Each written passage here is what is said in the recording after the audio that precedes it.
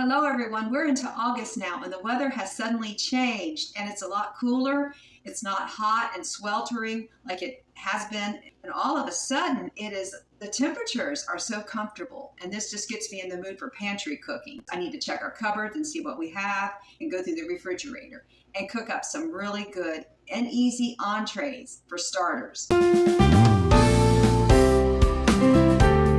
I'm cooking up some very lean ground beef. I mean, it's 95% lean. And I'm going to make 2 entrees out of 1.5 pounds of ground beef. This will be 3/4 of a pound per entree, which is a money-saving tactic I've been using for years. And with all the delicious ingredients in these 2 entrees, you will not notice that it has less meat than what the recipe originally calls for. Then half of the meat I'm going to use for the Tater Tot Casserole. The other half will be for the enchilada. So in this one, I'm going to do this cream of celery soup. This will be for the Tater Tot Casserole. I'm just going to use pepper and garlic powder on this and mix this together. Need to use these leftover peas before they go bad. Then I have this little shallot I'm going to cut up to put it in, give it more flavor. Then of course I pulled out the tater tots from the freezer.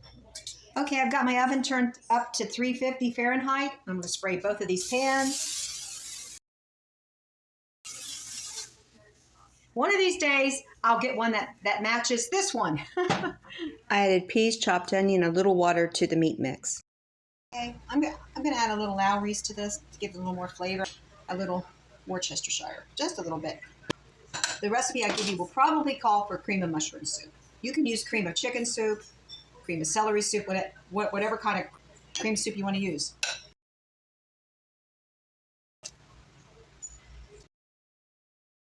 I have some freshly grated sharp cheddar cheese, and I'm just going to put that on the casserole like this. So you add minced garlic to heated olive oil, then you add tomato sauce and chili powder. Very easy. A little salt to pull everything together too. And then I mixed in some of the sauce with the ground beef and added a little chopped onion to the mix. But it has that minced garlic in it and chili powder, so it's has plenty of flavor going on. And my husband insisted I put a little brown sugar. And this will make a good sloppy joe too.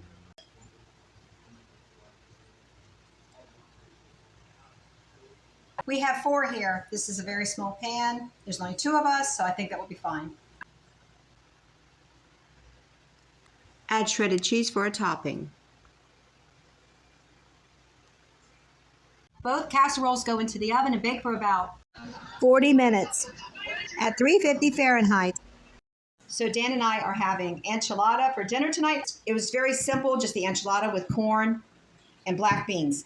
Hello, everyone. It's the next day. I need to make breakfast items and desserts. And I'm making granola.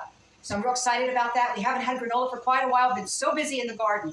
But oats are very healthy, and it's very important to have the oats in my diet. But to make oatmeal every day, it's good for a while, then it gets a little boring. So you want to change it up. And I like a snack in between that's healthy, and granola is one of my favorite snacks. Also makes a great dessert, too, if you have a sweet tooth.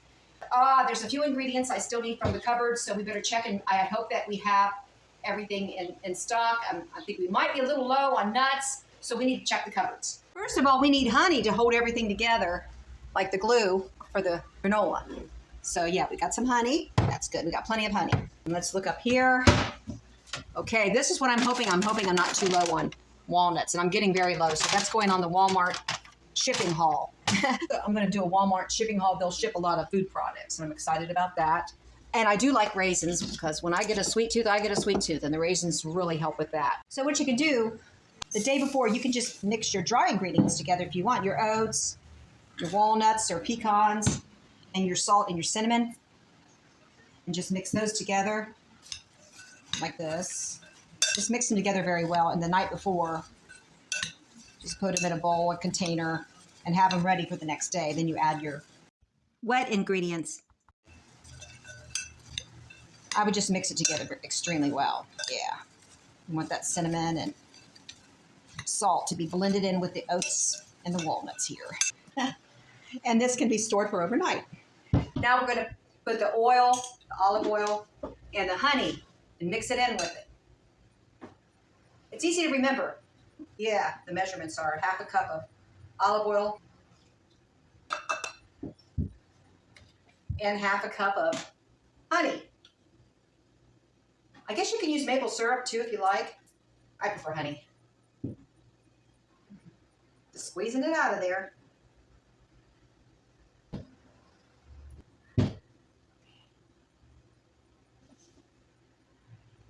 All right, that's in there. And then a teaspoon of, you can use vanilla or almond extract. I prefer almond extract. I like the nutty flavor of almond extract in this. There we go. I threw some extra in there. Okay. And then you just mix everything up.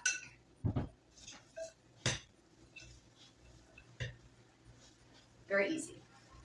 It smells so good. I love that almond extract. Just mix it. You can mix it together very well. This is a very important thing to do. The best way to do it is to go through it from the bottom like this to make sure you get it all mixed together very well. Then you spread it out on your baking sheet.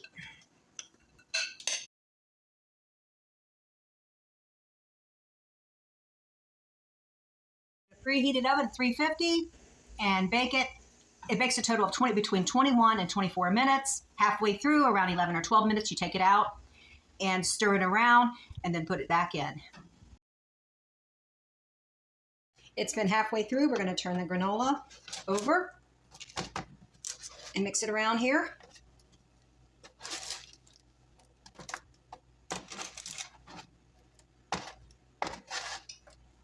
Just so it gets a more even bake. Then I just press it down with the spatula like this. And put it back in the oven. And the granola is done, but it needs to cool for 45 minutes. And then the recipe says to sprinkle with raisins on top or other dried fruit like cranberries. Now it's time for the raisins. And I don't know why they're added on after it cools. When I break this up and put it in the bag, the raisins are separate. That's just how the recipe works. The recipe says to do it after the granola is completely cooled.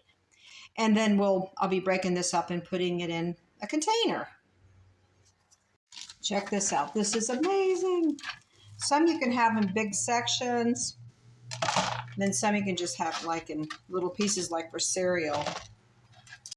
This can be for breakfast, snack, or dessert, and it's something you feel good about eating. And I looked in the refrigerator, and these carrots, these store-bought carrots, I need to use up.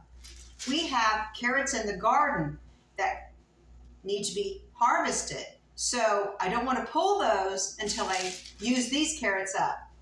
I'm going to roast some carrots a special way, and they're almost like French fries, baked carrot fries.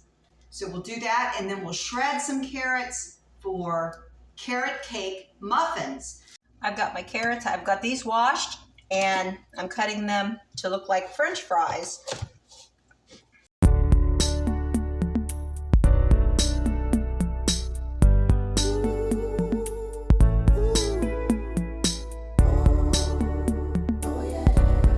Now I've got these washed, and we're going to cut these up. Now I've got the carrots lined up evenly on a pan with aluminum foil. Here I'm mixing paprika, garlic powder, and Parmesan cheese. I'm going to brush the carrots with the olive oil. Now normally I would put the carrots in a bowl. I think I did that the last time. But this is what the instructions say to do. So we're going to try it this way. So just start doing it this way. The easier way would be to put the carrots in a bowl and then pour the olive oil over the carrots and mix them up with a large spoon or your hands. So I'm going to flip these over and try to get them all evenly coated with olive oil.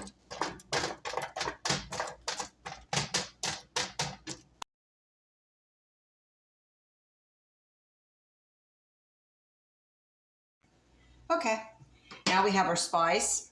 I guess I just take my fingers and start spicing these up.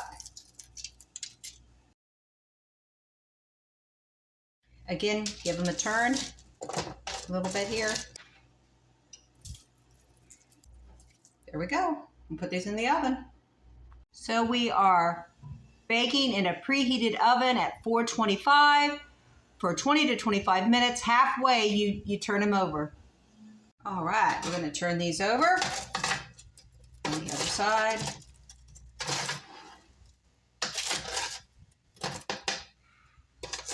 We turned them over, and now they're going to bake for another 10 to 12 minutes.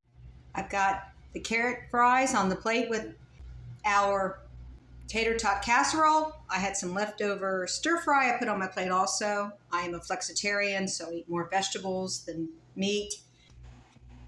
Okay, I'm making carrot cake muffins. I'm pretty sure this is going to make enough for 12 muffins. All right, let's put the egg in here. And when I make a cake, I sift the flour. Since this is muffins, it's more rustic, I did not sift it. Okay, we're going to put our wet ingredients in. Egg and oil.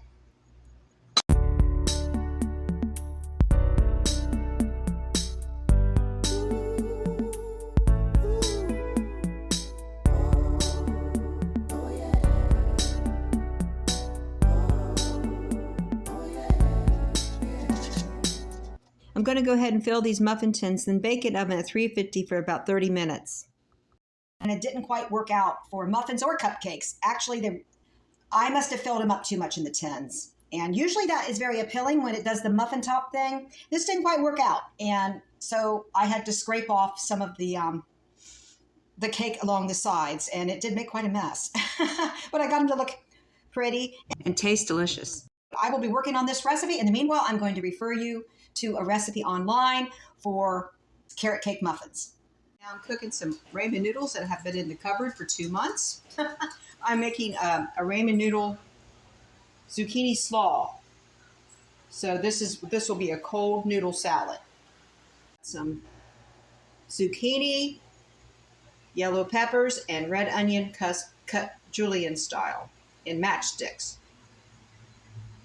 And that would be the part of the slaw. And then we're just going to use Italian dressing with a little sugar. I'm just running cold water over the noodles to cool them off, because this is a cold salad.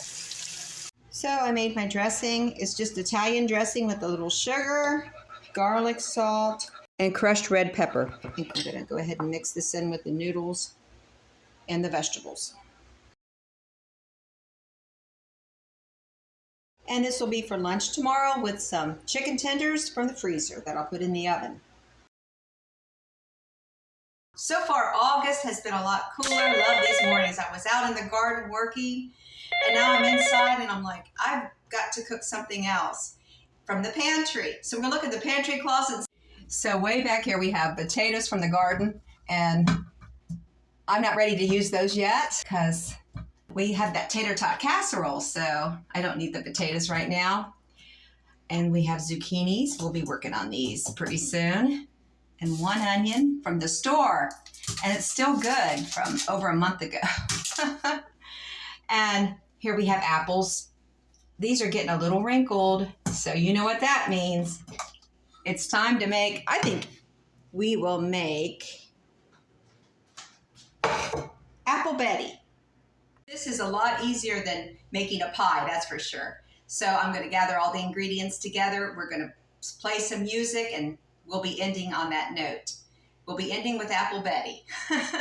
So thanks for watching today. God bless each and every one of you. And I'll see you on another video, good Lord willing.